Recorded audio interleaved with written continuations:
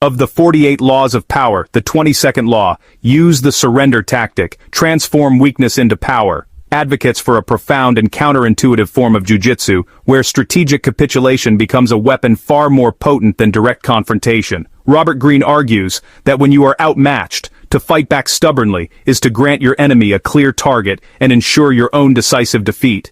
Instead, you must willingly surrender, bend, and appear to be broken. This tactical submission accomplishes several crucial goals. It disarms your opponent's aggression by satisfying their thirst for victory, lulls them into a false sense of security and contempt, and conceals your true strength and intentions beneath a facade of defeat.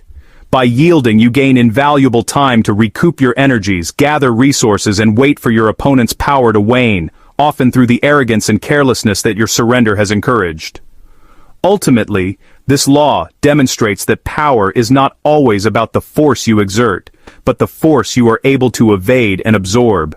By bending with the wind, you survive the storm that breaks the rigid and seemingly strong, positioning yourself to rise and reclaim control when your enemy is at their most vulnerable. Here is the 22nd law of the power: use the surrender tactic, transform weakness into power, written in Robert Greene's book, The 48 Laws of Power.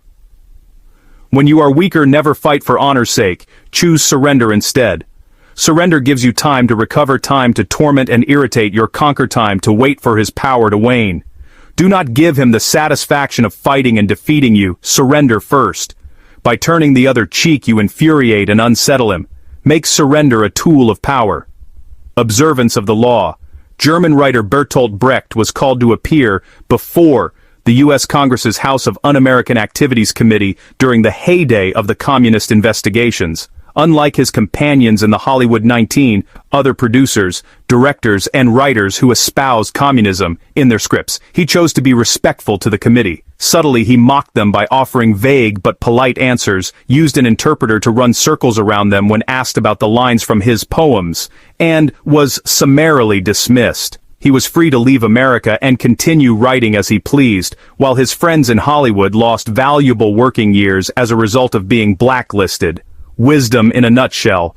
Do not fight aggression with aggression. Put your opponent off guard by yielding and in effect have more control over the situation. Surrender is a way of mocking your enemies. Surrender disguises your real motives and allows time to plan your next move.